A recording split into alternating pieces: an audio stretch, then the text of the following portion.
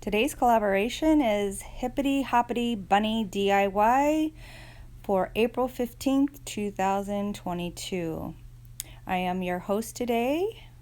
I'm Debbie from Blossom Your Creativity, and the co-hostess is Grandma Sandy. So let's see what we did. Here is my inspiration. Let's see how it turns out. The items used in this DIY is the piece of the wrapping paper left over. It's a brown paper. And then we have our Fast and Final DAP lightweight spackle. I got this bunny feet from the Dollar Tree. I also got this little bunny hat with ears from the 99-cent store. A styrofoam ball, had a leftover pink fur puff that I took from another item, and then I have all these different paints, and you can see all the names here. And then don't forget, you need your glue gun, and then I used a toilet paper roll and cut into strips to make the cleats. Let's get started. Okay, so I just wanted to show you that I glued this paper. This came from the wrapping paper roll, and so I glued it in 4 different spots just to give it some rigidity. And now I'm going to add these little cleats so that I can attach my base, and we're going to do 6 of them to give this side some rigidity. Okay, so we've got all of them in there. So now let's attach this to our base. Okay, so this is just a simple paper plate. I have it inverted, as you can see here. And so what I'm gonna do is I'm gonna put a couple of dots of glue just to hold it, so then I can work on the inside without it moving around, and I'll show you. This is what it looks like on the inside, and you see, if you can see with my hand on, you see the little cleats. I'm gonna hot glue it down so this whole thing becomes one, and it gives it the stability. So I'll come back after I'm done because it's going to be difficult to film with my arm in the way. Okay, so now I have all of my cleats glued into place and have my holes. So now I have you know, the ability to work with it. It's pretty rigid, and now I can start building on the outside of the texture. Okay, so these were attached. It was the leg, and I decided that I didn't need the legs so long, so I cut these, and now I have these pieces which will be perfect for the arms that I'm going to make. So it all works out. I did want to mention though, when gluing, I wanted to glue the fabric down and the foam down so that when I stuck it in the hole, it wouldn't move.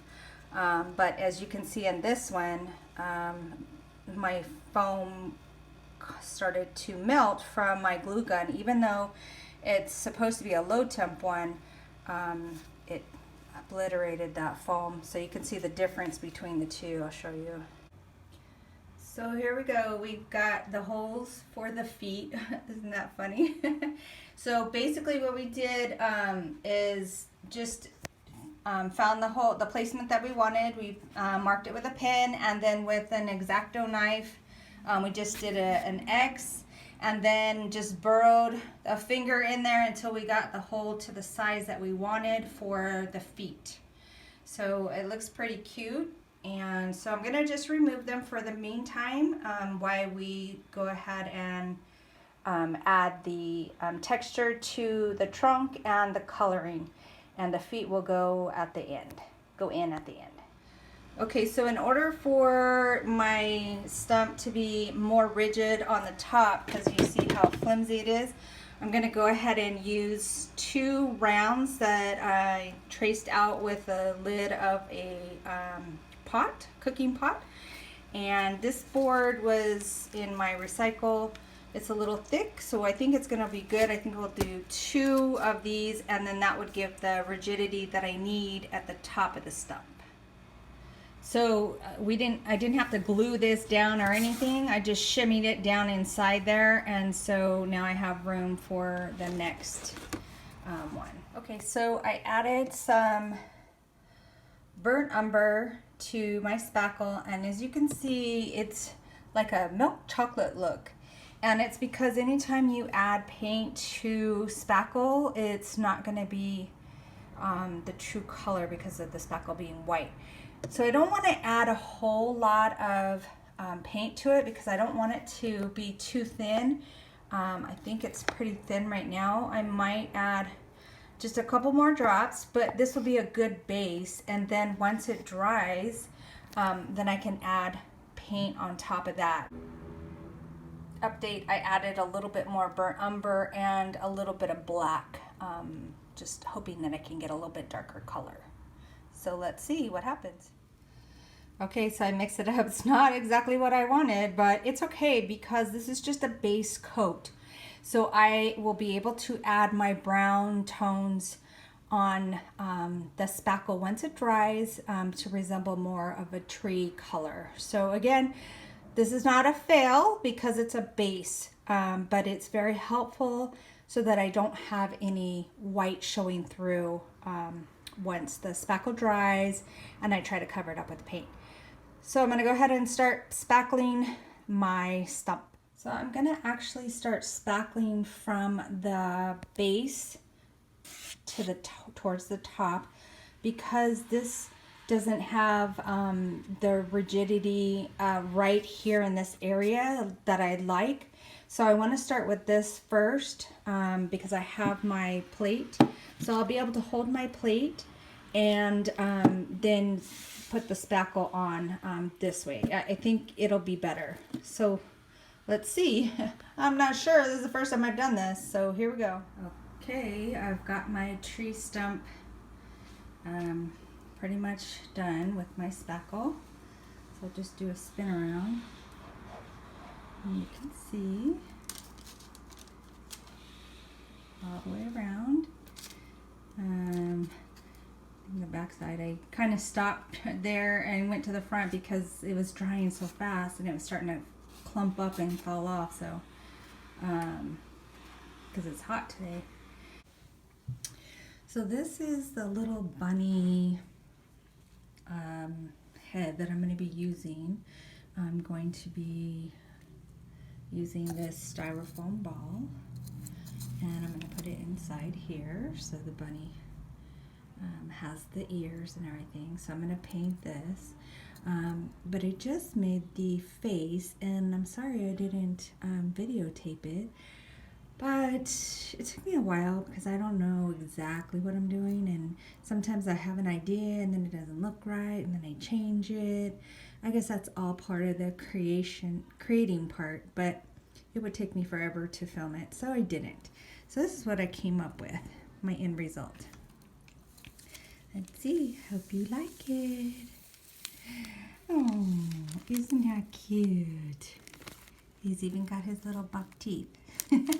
Don't mind this pear, that was a mess up pear. But isn't that cute? So that's gonna go on this styrofoam ball eventually. So I'm gonna go ahead and paint my styrofoam ball, and then once everything is dry, then I'll apply the face to the ball, and then I will put the ears on it. See you later.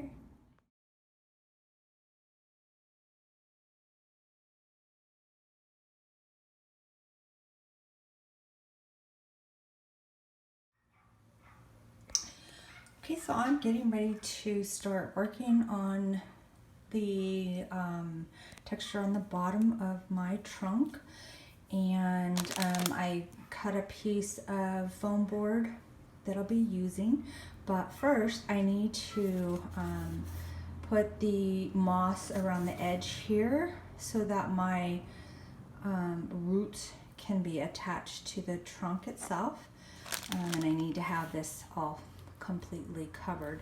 So I'm planning on, I have a couple of options here, and I have this floral moss, and it's kind of brown with little touches of green in it. And then I have this other one that it's already been opened, and it doesn't have a tag on it because I've already taken it off. But you see, it's green, very different than that one on the bottom. So I may do a combination of the two. I don't really like having two different colors, but if I combine them, it might not look so bad. So I'm going to go ahead and start and see how it turns out. Okay, so this is how it's looking on the bottom. It's not looking too bad. Kind of looks like, you know, what you would see in the forest. So as I worked on the board, I realized that I needed to paint underneath. So I did that, and I'm sorry I didn't show you before I started putting all the moss on. But if you remember, originally I just had this brownish color moss. And now that I'm done, I have to incorporate the green one.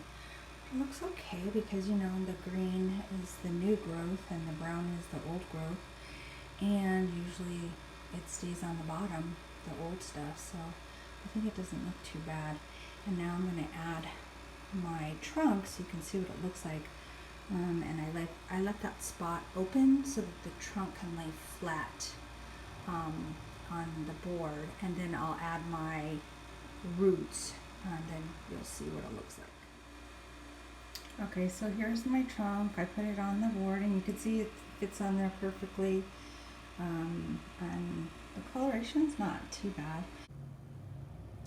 Okay, so now that I have the roots hot glued there, now I have to put some more spackle. And I know that the color is different, but it's okay because I still have to paint the whole thing once it's done.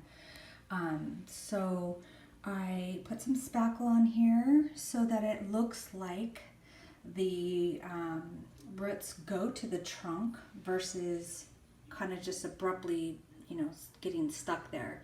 And I did the glue like that because I didn't care, because I knew I was going to cover it with more of the spackle. And now here is my roots. They are dry and there's a couple cracks, but that's all right. I don't know if you can, let me try and get it in the light a little bit more. It looks pretty good.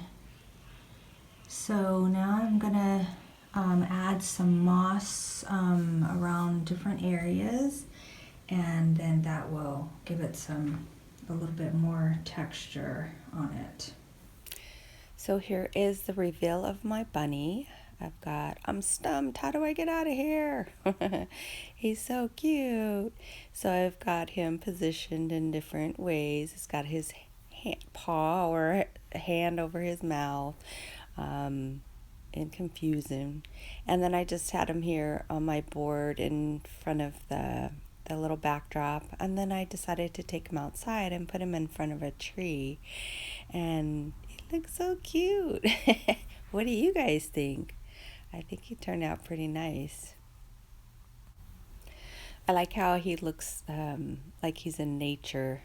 Unfortunately, some of the board you can see, but anyways, I thought putting the little mushrooms with him would be so cute. And then you could see the purple flowers I put at the base of the trunk, and the moss that I had put all over it. I'm sorry I didn't show a step-by-step on that. This video was taking way too much time to make, but I styled it in front of this tree, so it kind of looks like it belongs there with all the dirt and brush underneath. But anyway, so then you can see his little feet sticking out, and then I had him styled two different ways, or positioned two different ways. So here he's just sitting like he's on the log. And then, oh, there goes the wind. And then I put his little paw in front of his mouth like, oh no, what happened? Why am I here? And then you'll see that I will position or take a picture of his backside so you could see his little tail as well in a little bit. But I like how the trunk turned out. I wish I would have taken another video, but it's okay. So here he is again. So I just think it turned out really cute. It took me a lot of time to complete it, but I'm pretty happy with it. And so I'm going to go ahead and let you enjoy the rest of the slideshow. And thank you guys for stopping by and seeing my bunny. And and hopefully I can hold on to this and use them in future videos for other maybe nature type videos that we may do. All right, so thank you for stopping by, and I hope you guys enjoyed my labor of love with this bunny DIY. It was a challenge for sure.